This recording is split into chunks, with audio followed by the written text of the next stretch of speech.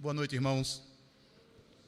Quero, primeiramente, agradecer a Deus pela oportunidade de estar aqui com vocês e agradecer ao pastor Cleiton, né, pelo convite, poder compor a mesa aqui com os colegas, né, o Felipe, o Vinícius, o Tiago e o Renato, né, e encontrá-los mais uma vez, dessa vez para tratar de de um tema que é bastante controverso, como tem mostrado aí nas mesas, né, mas que os colegas são muito mais afeitos, né.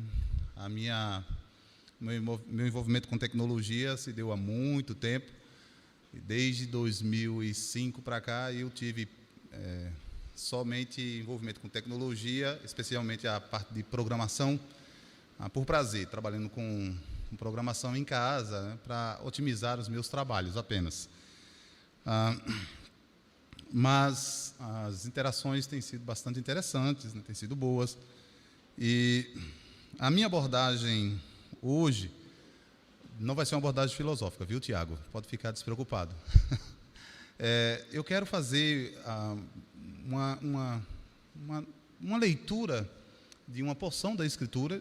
Esse texto já foi citado aqui pelo Vinícius, e a partir disso eu gostaria de tratar de um tema que tem por título o impessoal e o rosto, a necessidade e limites das mídias sociais no discipulado.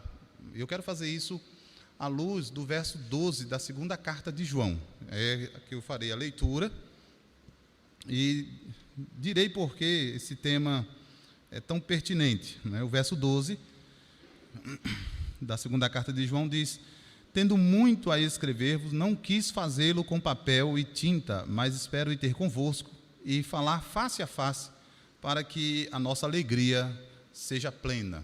Esse é o texto, então, que eu tomarei por base para abordar o tema, o impessoal e o rosto, necessidades e limites das mídias sociais no discipulado à luz de João, verso 12. Quando nós tratamos de discipulado, eu estou falando do envolvimento dos crentes na admoestação, na instrução, no estímulo, no encorajamento de uns aos outros, e não em um programa específico que é feito em uma classe para o conhecimento da doutrina da igreja, na qual alguém irá pertencer. Essas classes são importantes, a dinâmica da igreja é importante, mas eu estou mais preocupado, né, mais voltado para o discipulado no tom daquilo que chamaríamos de fraternidade cristã, onde nós nos estimulamos uns aos outros, às boas obras, onde encorajamos uns aos outros na fé cristã, na perseverança, onde nós suportamos uns aos outros em suas fraquezas, e estamos um ao lado do outro ali, então, para o crescimento cristão. É isso que eu quero dizer por discipulado, tá? Então, tendo isso em mente, talvez todos aqui conhecem esse conceito a partir do Ministério Nove Marcas, e se não conhece, vale a pena então conhecer, pois isso certamente dá uma dinâmica mais viva à própria igreja e aos próprios crentes no exercício dos dons que eles têm uns aos outros, ok? Tendo dito isso, o tema sobre rosto em obras teológicas, assim, é bem escasso, tá? Há duas obras recentes que tratam do tema. Uma, assim, traduzindo livremente, significa Brilhando como o Sol, do David Winkel, publicado em 2016, e publicado em 2018, fevereiro de 2018, agora, né, pelo Verne Poyfres, que tem por título Teofania. Essas duas obras tratam exatamente do tema que pode ser traduzido como rosto ou presença, tá? Eu não poderia deixar de falar, porque certamente vocês vão encontrar aqui e acolá algumas outras obras que não são teológicas. Tiago, pronto. Uma de um filósofo judeu chamado Emmanuel Levinas, né, que é o especialista na filosofia do rosto, da alteridade, no respeito e a ética ao outro, e um publicado pela realizações do Roger Scruton, O Rosto de Deus. Então, são obras distintas. O meu foco será aquilo que a Escritura tem a dizer sobre esse tema. E ainda que essas obras não estejam, sejam recentemente publicadas, e elas não tratem especificamente sobre tecnologia e redes sociais, elas têm muito a nos ensinar sobre o tema a partir da relação Deus encontrando o homem. Então, quando nós falarmos acerca desse assunto, temos por substrato o conceito de Deus encontrando o homem. E nesse encontro há transformações reais no homem, né? As histórias bíblicas são inúmeras quanto a isso, como nós iremos ver mais adiante. Então, é inegável que a Escritura tem, de fato, uma consideração sobre a presença ou o rosto. Por exemplo, o primeiro mandamento, não terás outros deuses diante de mim. A palavra usada para diante, né, panim, é rosto, não terás outros deuses na minha face. Tá? Então, esse é um tema que não é apenas uma referência antropomórfica, ou uma teofania, como o Verne Poyfres coloca, mas é, de fato, o fato de que Deus está presente conosco. Isso vai ter implicações, claro, para a nossa criação, né, como criados à imagem de Deus. Então, tendo dito isso, eu quero ver com vocês rapidamente um pouco sobre esta carta. Essa segunda carta de João, se você pudesse consultar um manuscrito ou um papiro onde ela foi escrita, ou os papiros que contêm esse texto, é um pequeno papiro de 25 por 20 centímetros. Então, é um folheto, digamos assim, tá? Uma folha dessa que nós temos em casa, uma folha de papel dessa que nós temos em casa. É uma carta pessoal, tá? Circular, embora pessoal, mas uma carta circular, certamente conhecida nas igrejas do primeiro século. E a ocasião que João escreveu essa carta diz respeito àquilo que o Donald Carson, no livro Introdução ao Novo Testamento, chama de gnosticismo incipiente. Todos aqui certamente sabem o que era a filosofia gnóstica, filosofia que negava que Cristo realmente não era uma pessoa em carne humana. Era uma aparição, era um fantasma, digamos assim, tá? Que Cristo tinha apenas uma aparência de carne humana, de homem de verdade, de onde pudesse ser tocado, né? Era uma aparição, digamos assim. Os gnósticos, né, esse gnosticismo incipiente, entendia que Cristo parecia humano. Isso tem uma implicação, como João vai deixar claro na sua primeira carta e nessas outras cartas. Como você se relacionaria com aquilo que parece humano? Como é que você se relaciona com aquilo, né? Nos nossos dias, o desafio nas ciências cognitivas, né, e especialmente na área de ciência da computação, é sobre inteligência artificial. Como você se relacionaria com aquilo que parece humano?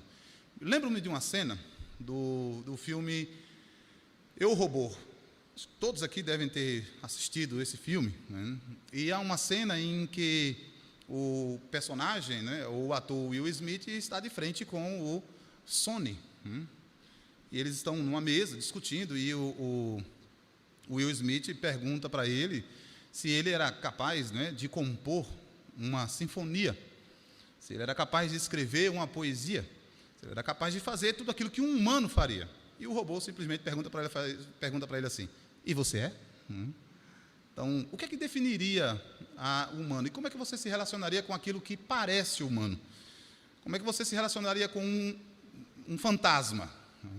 Então, os gnósticos, certamente, todos, como eu já disse, já conhecem, enfatizavam que o aspecto físico é mau e o espiritual é bom. Eles enfatizavam que o contato com o físico, com o real concreto, é mau, né? Mas o contato com aquilo que é espiritual ou abstrato, esse é bom. Eles, né, tinham, portanto, um conceito que não seria muito estranho à busca pela abstração ou pelo contato com o abstrato. Tá?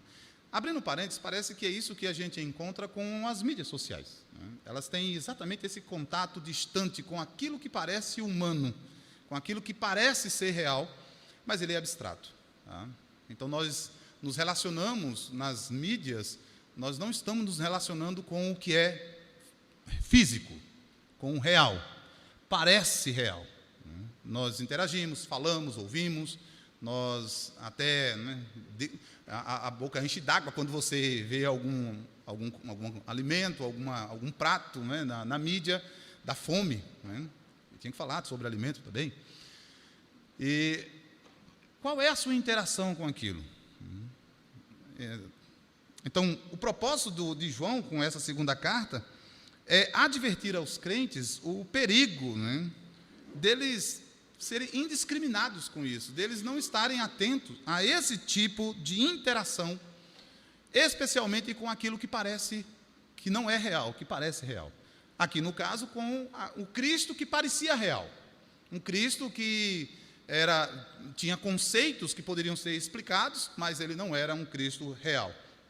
Nós vemos isso na primeira carta que ele escreve, no capítulo 2, especialmente o capítulo 4, no versículo 1 a 6, da primeira carta, João diz assim: Amados, não creiais a todo o espírito, mas provai se os espíritos são de Deus, porque já muitos falsos profetas se têm levantado no mundo. Nisto conhecereis o Espírito de Deus. Todo espírito que confessa que Jesus Cristo veio em carne é de Deus. A expressão veio em carne, todo espírito que confessa que Cristo encarnou é o Espírito de Deus, ou seja, que ele era humano de fato, que você poderia tocar, para usar a expressão que João usa na primeira carta, aquilo que nós ouvimos, vimos com os nossos olhos, temos contemplado e as nossas mãos tocaram a palavra da vida. Então, se o Espírito, né, se o ensino confirma que o Cristo que veio é esse Cristo humano, né, de natureza divina e humana, se esse é o ensino professado, então esse é o Espírito, né, é o ensino de Deus. Mas todo aquele que confessa que Jesus Cristo não veio em carne, não é de Deus, mas este é o espírito do anticristo, o qual já ouviste que há de vir, e eis que está no mundo. Então, o apóstolo João teve essa preocupação com esse ensinamento que surgiu ali logo nos primeiros séculos. Então, o que é que João quer? Ele quer dizer que é perigoso você se relacionar com aquilo que parece real.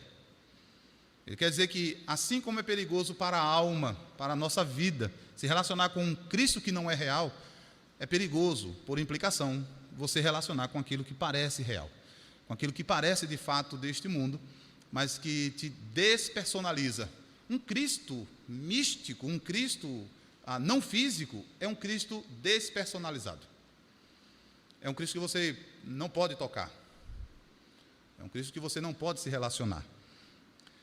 Assim, nós temos alguns propósitos mais determinantes que João coloca aqui nessa carta. Veja comigo, primeiramente, no versículo 1 a 4. Ele diz: Muito me alegro por achar que alguns dos teus filhos andam na verdade, assim como temos recebido o mandamento do Pai. E agora, Senhora, rogo-te, não como se escrevesse um novo mandamento, mas aquele mesmo que desde o princípio tivemos, que nos amemos uns ao outro. Até o versículo 4, eu pulei para o versículo 5. Mas se vocês lerem atentamente os primeiros versos, João está, na verdade, defendendo a própria verdade, né, que dá unidade aos crentes. Qual é essa verdade estabelecida nesse texto? A verdade de que Cristo é real. Essa unidade, do Cristo que encarnou, é que dá unidade aos crentes. A verdade que unifica os crentes é a verdade do Cristo encarnado. Do versículo 5 a 11, João estabelece aquilo que seria conhecido como mandamento do amor, tá? Como uma obediência a Cristo. Você pode ler isso, diz o versículo 6, e o amor é este, que andemos segundo os seus mandamentos. Este é o mandamento, como já desde o princípio ouviste, que andeis nele.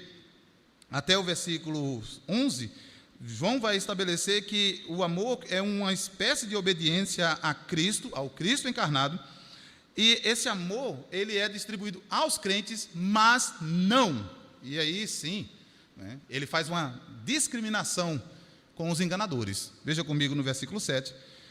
Diz: Esse é um mandamento que vocês ouviram desde o princípio, então andem nele. Porque já muitos enganadores entraram no mundo, os quais não confessam que Jesus veio em carne. Esse tal é o enganador e o anticristo. Olhai por vós mesmos, para que não percamos o que temos ganho, antes recebamos o inteiro galardão. Todo aquele que prevarica e não persevera na doutrina de Cristo não tem a Deus. Quem persevera na doutrina de Cristo, esse tem tanto ao Pai como ao Filho. Se alguém vem ter convosco e não traz essa doutrina, não o recebais em casa, nem tampouco o saudeis, porque quem o saúda tem parte nas suas obras más. Então, o mesmo amor na qual nós andamos, o que unifica os crentes em torno da doutrina do Cristo encarnado, é o mesmo amor também que separa-nos daqueles que negam o Cristo encarnado, dos quais nós nem deveríamos recebê-lo. Aqui ele não está dizendo, né, que você nunca dê um bom dia, uma boa tarde. Ele está dizendo que você não tem comunhão com os tais. E, por fim, nos versos 8 em diante, o apóstolo João quer encorajar-nos, tá, a essa pureza doutrinária, digamos assim, tá, que os crentes não deveriam, em hipótese nenhuma, se apartar do Cristo que é encarnado, em hipótese nenhuma. O Cristo que é apresentado por João é, portanto, o Cristo que nos mostra o que é o mundo, quem é o homem e quem Deus é.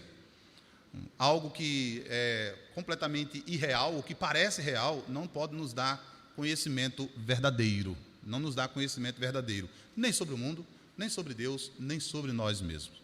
Eu vi recentemente de como é que as mídias sociais têm aumentado a nossa ansiedade. Ou seja, exatamente na contramão daquilo, né, nós somos, talvez ela esteja apenas revelando alguns pecados de nossos corações, apenas isso. Mas nós somos encorajados aqui, uma vez que nós um dia estaremos perante o Cristo real.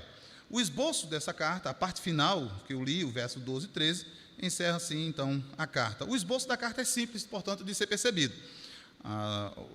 O versículo 1 a 3, nós temos uma saudação, percebe-se o destinatário, tá? O remetente. Eu não quero discutir aqui de quem ele está falando, a senhora, mas parece um consenso dizer que ele está se dirigindo à igreja, nós não vamos além disso. No verso 4 a 11, portanto, ele nos ensina como manter a verdade em amor, em torno da doutrina da encarnação de Cristo. Do verso 4 a 6, dentro dessa perícope, então, a prática da verdade em andarmos, né, segundo o mandamento do Senhor. Do verso 7 a 11, ele nos mostra como nos proteger, como proteger a própria verdade e como nos resguardar do erro, né? Ou seja, como nós devemos proteger acerca do Cristo encarnado e, por fim, rejeitando o erro. E no verso 7 a 8, as dúvidas que são levantadas quanto ao Cristo encarnado. E, então, nós devemos nos guardar dessas coisas que nos afastem do Cristo que encarnou e dos enganos que podem surgir quanto a confundir o Cristo encarnado com uma aparência de um Cristo, nos guardar dos enganadores. E as considerações finais do verso 12 e 13. Vemos agora o nosso verso 12. Diante disso aqui, eu quero que você entenda, então, portanto, o seguinte: com quem nós nos relacionamos? João tem muita preocupação com o tipo de Cristo que os cristãos poderiam abraçar. E nós também deveríamos ter preocupações quanto ao tipo de crenças que nós temos. A crença que nós temos acerca de restringir o mundo, por exemplo, a considerações apenas de Matrix, né? Apenas como se fossem ilusão, tais como alguns orientais, é preocupante. Afinal de contas, o que é que pode gerar de crenças verdadeiras em um mundo irreal? O que é que pode gerar de crenças, né, de conhecimento verdadeiro num mundo sem conceitos que não possam ser tangíveis, considerados, né, a partir daquilo que a Escritura nos mostra como revelado? Vejam comigo, então, o que João faz para poder advertir a igreja do Senhor Jesus Cristo quanto a essa cautela. Esse verso 12, tal como o verso 12 e 13, né, da terceira carta, verso 13 e 14, que ele diz algo mais ou menos parecido: tinha muito que escrever, mas não quero escrever-te com tinta e pena, espero, porém, ver-te brevemente e falaremos face a face. Esses versos nos dizem muito acerca da relação mídia e discipulado. Quando eu estou falando mídia, no primeiro momento, eu não quero que você pense a rede que você tem nesse instante, a rede social que você usa nesse instante. Considere que João acaba de escrever uma carta, cujo conteúdo é em si mesmo grande ensino acerca de comunhão, instrução e defesa da sã doutrina. Eu quero que você tenha isso em mente. João acaba de escrever uma carta, um bilhete 25 por 20 centímetros, que era o que ele tinha de recurso naquela ocasião. em seu cerne, diz o Michael Krug no livro Heresia da Ortodoxia, em seu cerne, o que parece estar claro aqui para os cristãos do primeiro século, é que eles conheciam bem o tipo de mídia que eles tinham. Eles conheciam bem o tipo de recurso que tinham para que pudesse, assim, ensinar acerca do que era a comunhão, instrução e defesa da sã doutrina. Enquanto alguns poderiam usar esses recursos de modo errado, né, como, por exemplo, o processo de pseudoepigrafia. Talvez os alunos da Charles Spurgeon saibam de fato o que é isso. Os outros talvez possam não ter ouvido ainda. Paulo adverte, por exemplo, a igreja de Tessalônica, no capítulo 2, de que alguns poderiam ser demovidos acerca da vinda de Cristo por palavra, espírito ou por carta, como se de nós procedesse. Então, alguns também, né, dos heréticos, estavam escrevendo cartas em nome dos apóstolos. Eles estavam usando a mídia da época. Enquanto os apóstolos escreviam para a preservação da sã doutrina, instrução da igreja de Cristo, e o estímulo à comunhão dos cristãos, os heréticos estavam escrevendo para deturpar, né, esses ensinos. Então, o cristianismo primitivo mostra que estava ocupado com livros, que estava ocupado com a mídia daquele momento. O apóstolo João aqui diz que tinha, portanto, muita coisa para escrever. Eu tenho muitas outras coisas para comunicar a vocês, mas eu prefiro comunicar essas coisas pessoalmente. Quando eu falei sobre necessidades e limites, é nisso que eu estou pensando. Havia uma necessidade urgente da parte de João em advertir a igreja de Cristo quanto à heresia do gnosticismo. Houve uma necessidade, né, em que a mídia mais rápida naquela ocasião era, de fato, a carta. Uma carta circular, uma carta que poderia ser levada rapidamente, não tão rápido hoje quanto... Não, o sistema de correio brasileiro não é tão rápido. Eu pensei nele, mas a gente não vai pensar nisso, né? Tão rápido quanto a Amazon, né? Pode ser dito? Pronto, né? Mas nós temos, sim, aqui um mecanismo mais rápido para poder instruir a igreja. Ao mesmo tempo, portanto, ele reconhece que há um certo limite nessa mídia. O limite é que ele diz que há coisas que podem ser e precisam ser comunicadas pessoalmente. A tinta e o papel que João se refere aqui, então, implica urgência. Vejam as cartas de Paulo. Você pega a carta de Paulo aos Gálatas. Diante da ameaça dos judaizantes, Paulo escreve uma carta que pudesse ser rapidamente levada às igrejas da Galácia. Veja a carta que ele escreve aos Coríntios, onde ele diz, olha, eu sei que a carta que eu estou escrevendo é uma carta bem severa, mas quando eu chegar aí vocês vão ver que não é bem assim. Eu costumo contar uma historinha para mostrar mais ou menos o que é que estava aqui implícito. Um casal, né, um pai e uma mãe, recebem um bilhete do filho, né, e o pai fica indignado porque o bilhete vinha pedindo dinheiro. Ele se dirige à esposa e diz, está vendo aí o que é que seu filho faz? Olha aí, pega o bilhete, pai, manda dinheiro. E a mãe pega o bilhete e diz, não, meu filho, ele não está dizendo isso. Ele está dizendo, pai, manda um dinheiro. Então, as cartas têm esse poder da impessoalidade, né? Termina sendo lido, talvez de modo mais severo do que talvez ela pudesse ter sido escrita. Então, ela tem urgência, abrangência. Nessa mídia que nós temos aqui, nós vemos um processo geográfico, né? Pense as igrejas da Ásia. Né? Historicamente, nós temos, em termos de manuscritos só do Novo Testamento, né, com versões, testemunhos e tudo mais do Novo Testamento, cerca de 25 mil testemunhas. A abrangência desses documentos no norte da África, né, em Alexandria, em Antioquia, Constantinopla, em Roma. Né?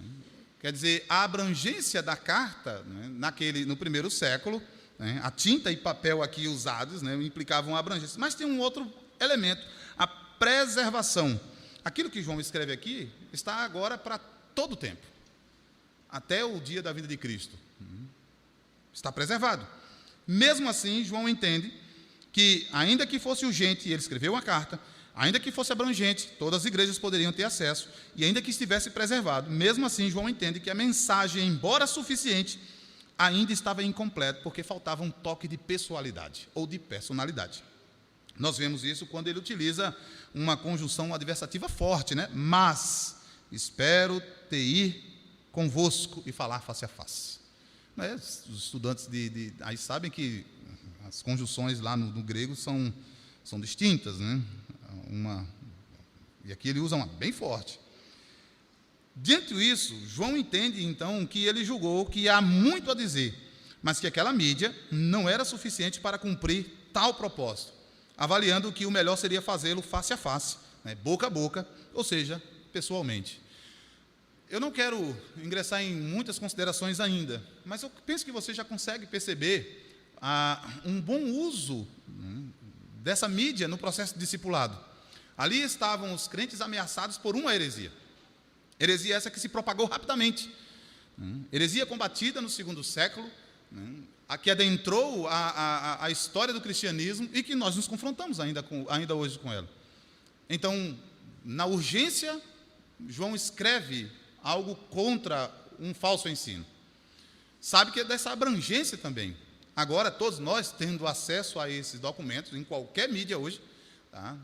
Algo que saiu do papiro e foi parar em nossos dispositivos, né? Agora, a abrangência em todo local tem como reconhecer o que é um falso ensino. Nós podemos ser instruídos com isso, nós podemos instruir uns aos outros com esse material, com essa carta. E a preservação. Pense por um instante, né, se nós não tivéssemos acesso a esse material. Então, João entende que, embora urgente, embora abrangente e pronto para ser preservado, ainda assim, essa mídia não era suficiente para cumprir um certo propósito. O propósito de estar presente face a face, ou seja, pessoalmente. É isso que diz a segunda parte do versículo. Espero ter ir convosco e falar face a face. Um parêntese. Não há absolutamente nenhuma controvérsia aqui quanto à suficiência da Escritura. Não é isso que está sendo pautado aqui. Como foi dito em alguma ocasião, acho que pelo Felipe Sabino, nós temos a carta de Deus para nós.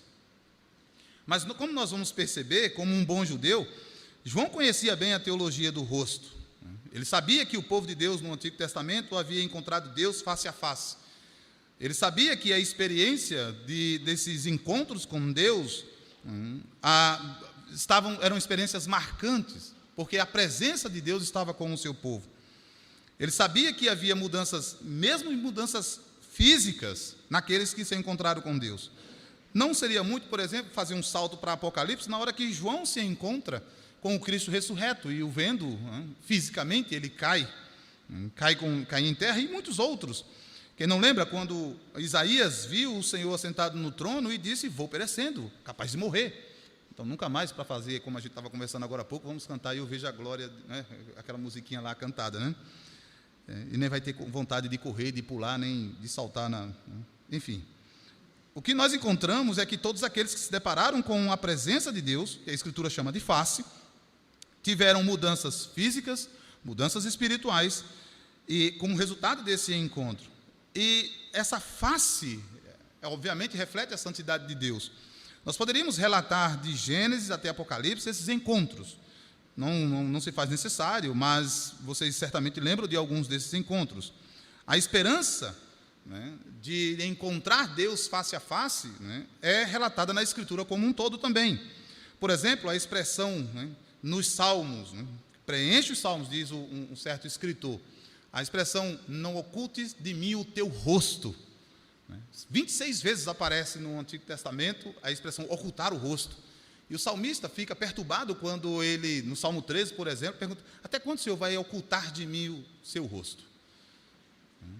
Pois sem o rosto, sem a presença de Deus, né, o salmista estaria perdido.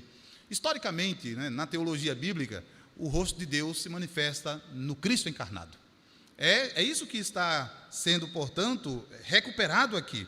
Do começo ao fim, a ponto do apóstolo Paulo de transformar a promessa do rosto de Deus no Antigo Testamento e nos dizer que agora, né, enquanto nós vemos por espelho, nós o veremos face a face.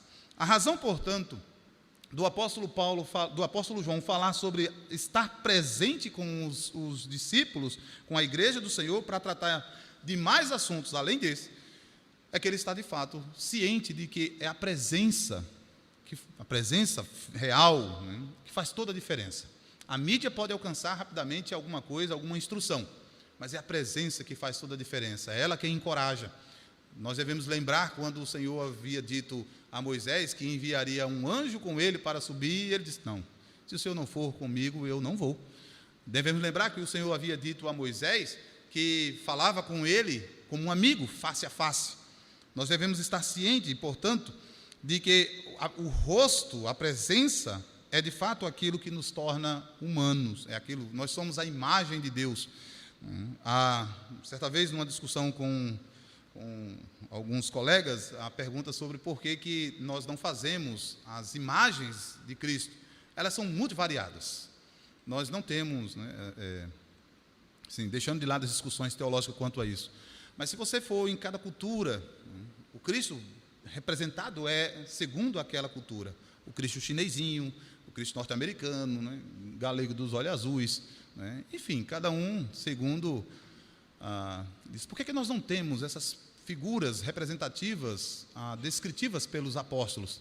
Uma das razões é porque nós somos criados à imagem de Deus, e o rosto de Deus é visto quando nós estamos juntos, um no outro. A imagem de Deus é vista um no outro. Ao olhar para vocês, vendo esse rosto, nós estamos vendo de fato a imagem de Deus. Eu não preciso de outra imagem nesse sentido. A presença, portanto, nos mostra quem nós somos.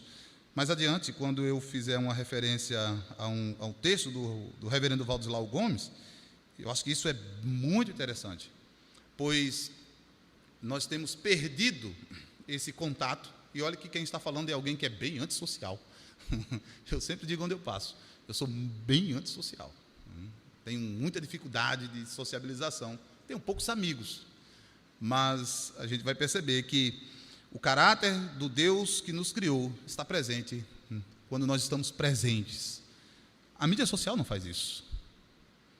Lembre-se aqui, então, qual é a razão que João apresenta para poder falar face a face. Ele diz: para que a nossa alegria seja plena.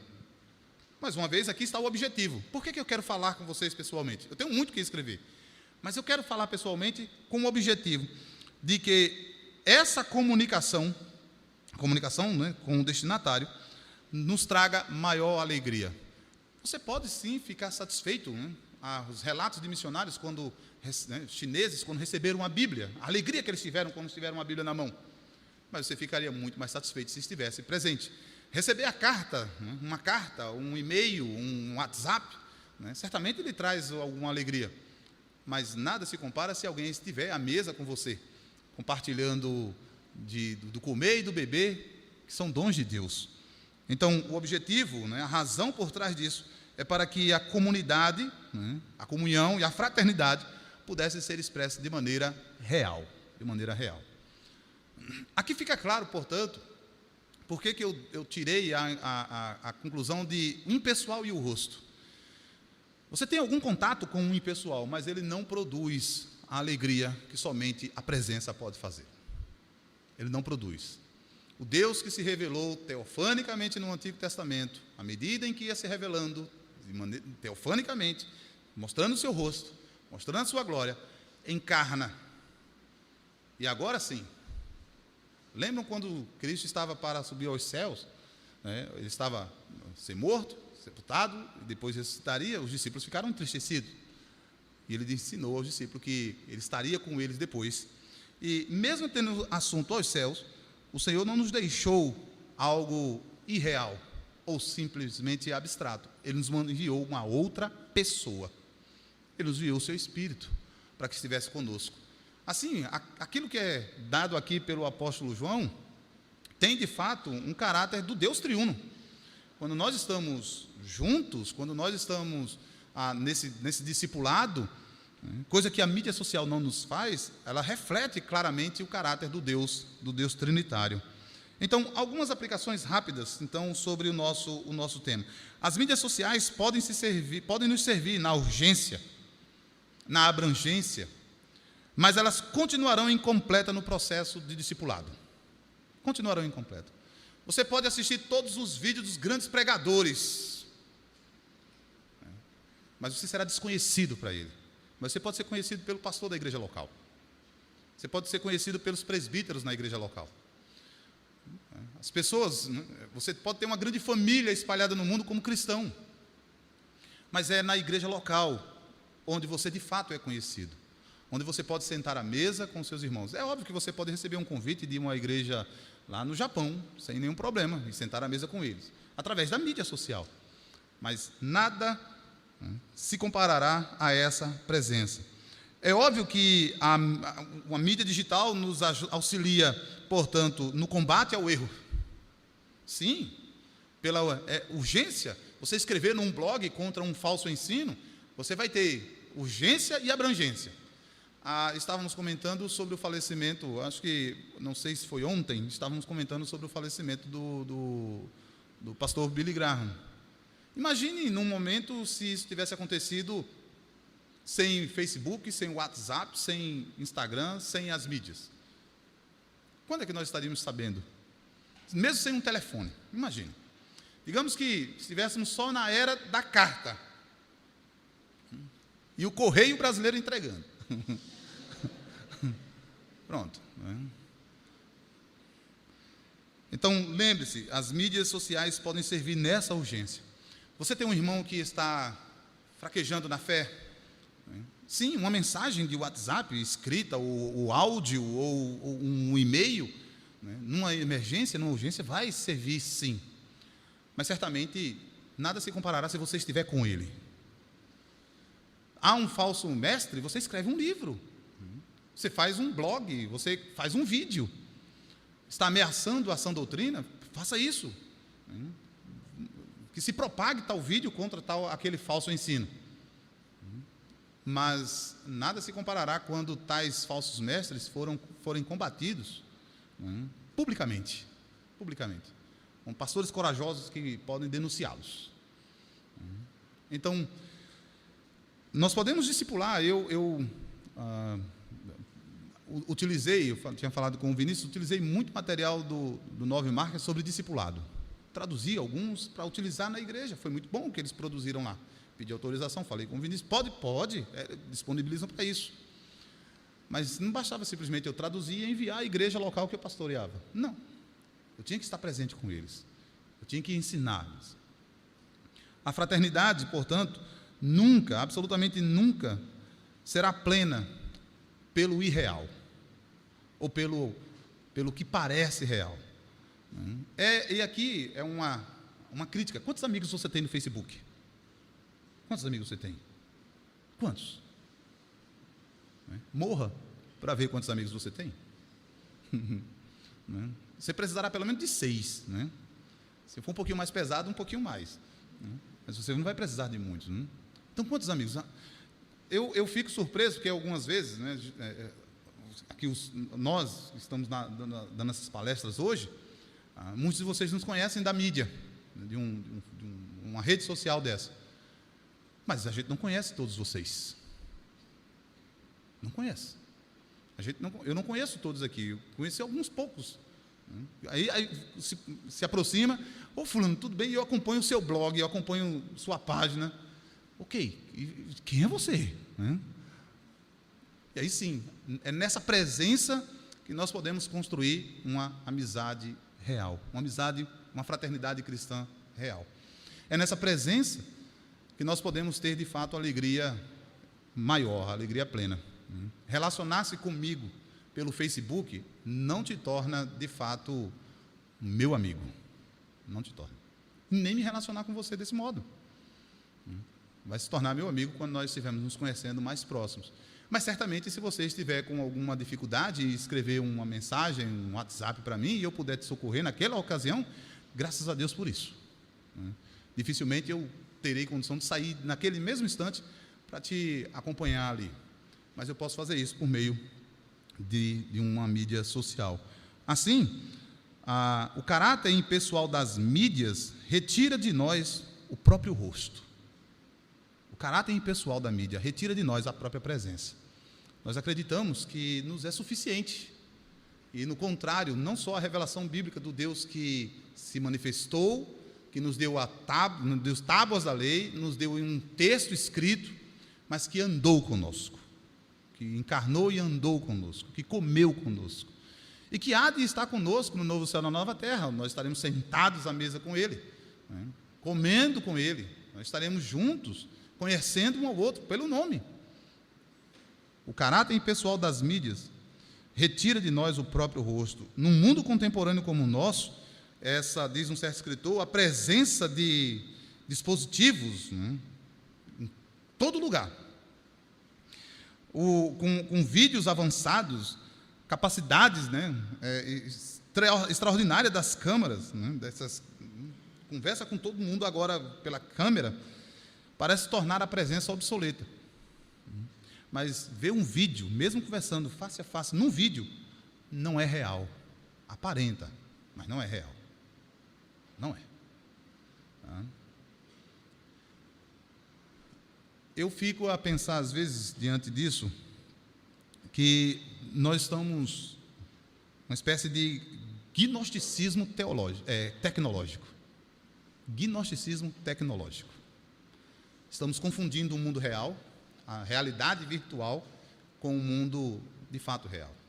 Há algumas coisinhas que sempre me chamam a atenção. Há um desses memes, né, onde tem um personagem, né, pálido, né, assim, seco, parece que estava passando fome, ele saindo da caverna, né?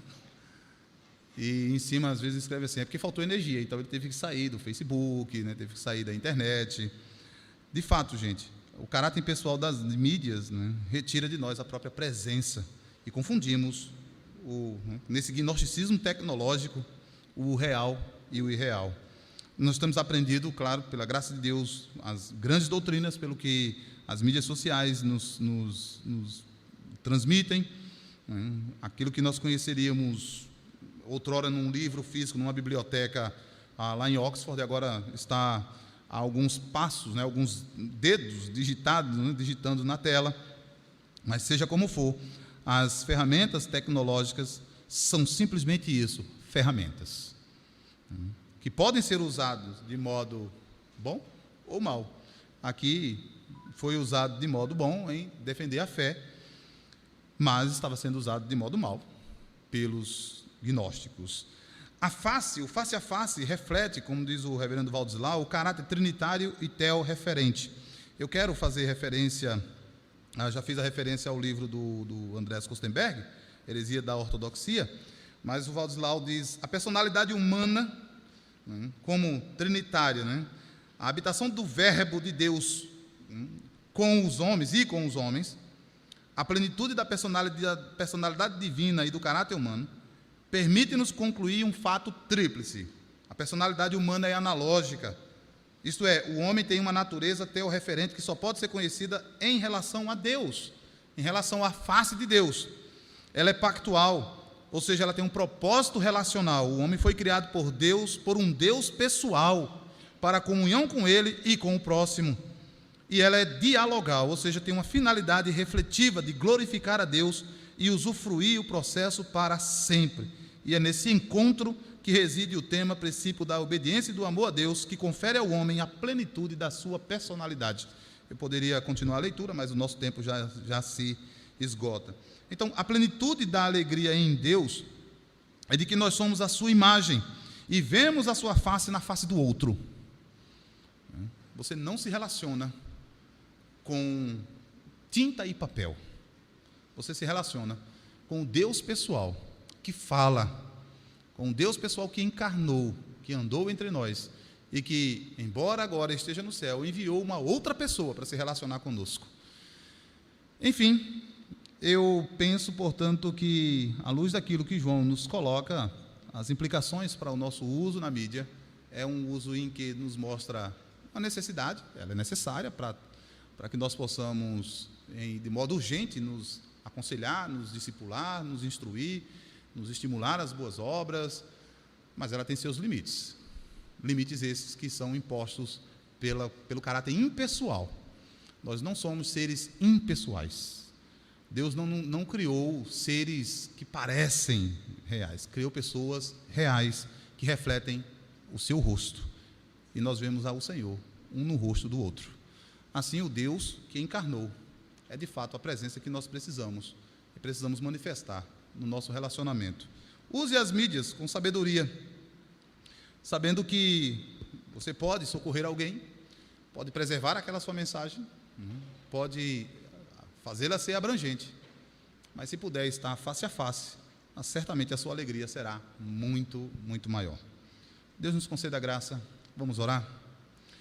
Obrigado, Deus, porque a palavra do Senhor nos mostra que fomos criados à Tua imagem.